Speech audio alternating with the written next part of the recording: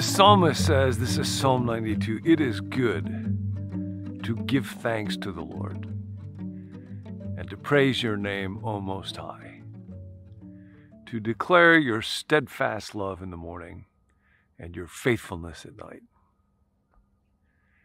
It is a good thing to be filled with gratitude.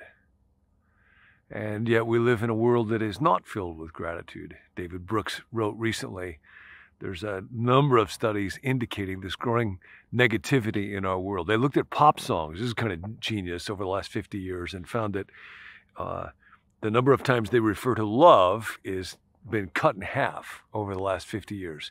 Headlines, they looked at, I think, several million headlines from 47 different news outlets over several decades, were increasingly filled with anger, sadness, and disgust. And that at a global level, the number of people that put themselves in the least happy population has more than doubled.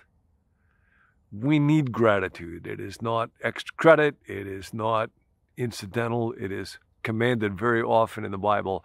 But here's what I want to say today as we're going through the gratitude challenge. And today we begin to actually practice gratitude.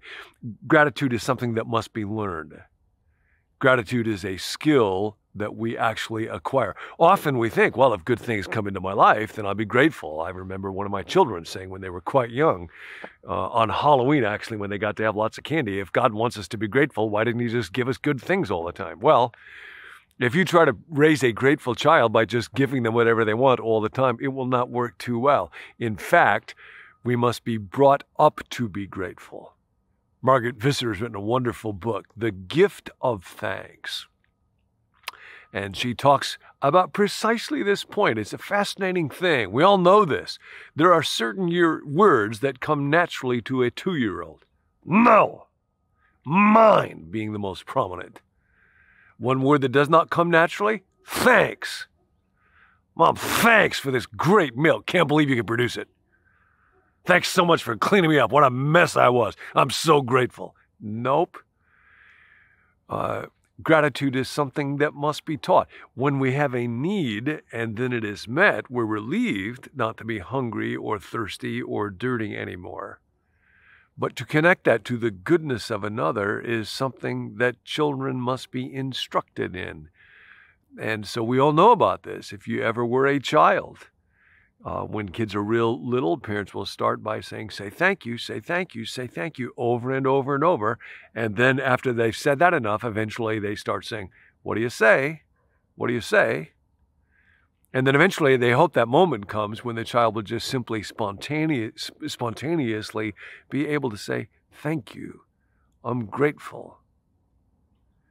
Gratitude must be learned, and it involves both perception. I must come to recognize this is a situation in which gratitude is due, is appropriate, fits.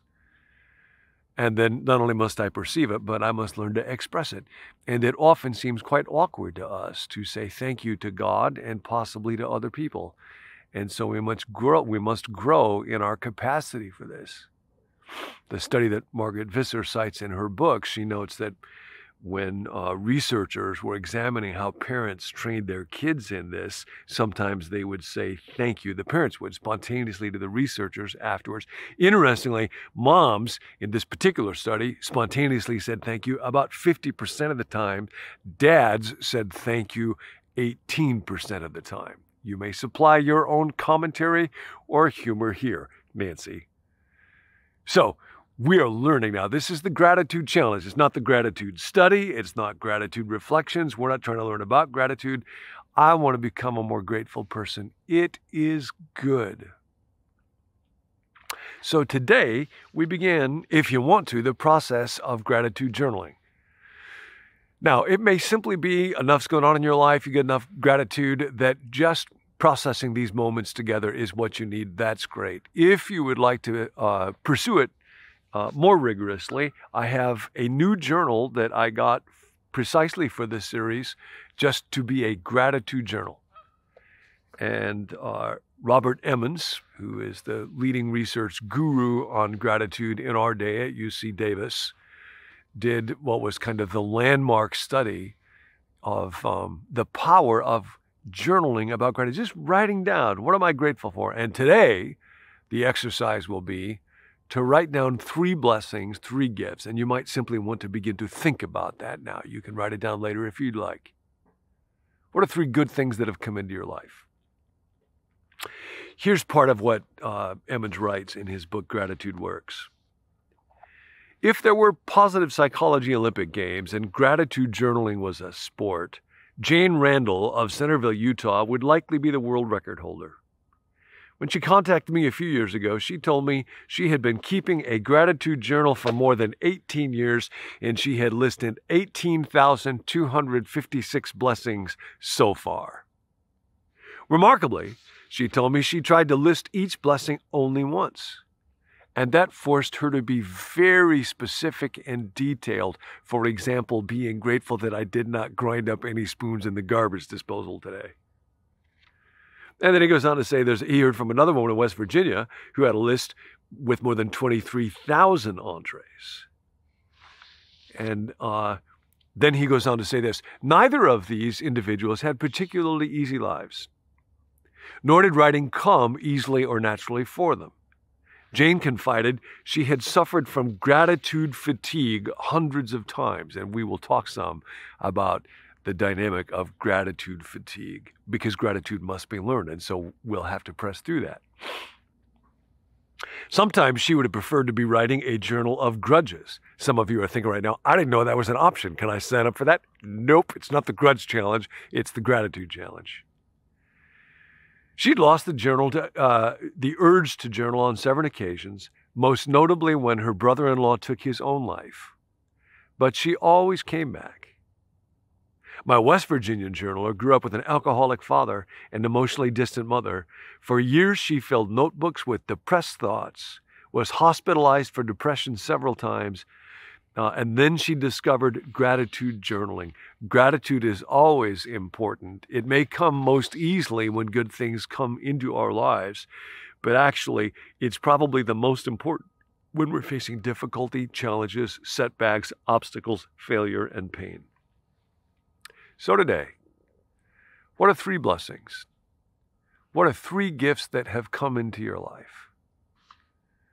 Think about them in some detail.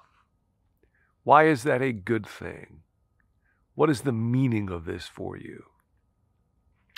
Emmons writes that when people would journal in this, in the initial study that he did, which, by the way, in a prolific career is the single most cited study he has ever done. People that kept a gratitude journal, they actually just did it 10 times. We're going to do it a bit more, but they did it once a week, were 25% more happy than people who did not do it, or who thought about hassles in their lives. And amazingly enough, they exercised 30% more than the control group. And a wide range of experiences could spark gratitude. Cherished interactions, awareness of physical health, overcoming obstacles, simply being alive. Some of the specific blessings listed were that my in-laws live only 10 minutes away, the warmth of sun on my skin, the doctor removed wax from my ear. I know that one personally. It rained. Heard we were going to be great-grandparents again. My checkbook balanced. Checkbook was a little object filled with papers that you could fill out. It was kind of like money, but there's no time for that now. My freedom living in the USA. Grateful for being single because of my friends' problems.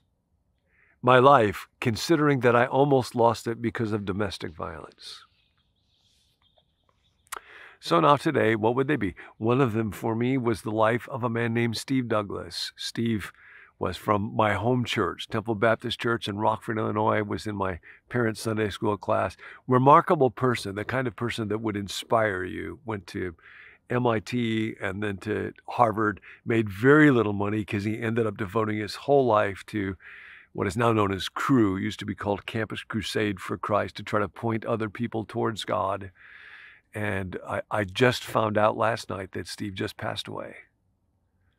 And so there's both grief and great affection and gratitude for the memory of somebody that inspired me with what life could be like, how it's possible for someone to devote themselves to God.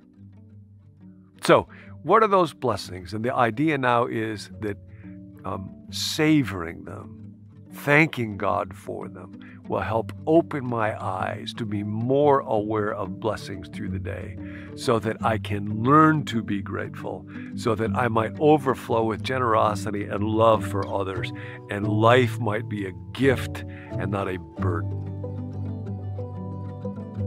As Quig said, we have a lot to be grateful for. Thanks for joining us. To receive the emails that go along with each video, visit becomenew.me/subscribe. If you'd like a text alert whenever a new video is posted, text the word BECOME to the phone number 855-888-0444. You can send prayer requests to that number as well. To invite a friend, just share the link becomenew.me. We'll see you next time.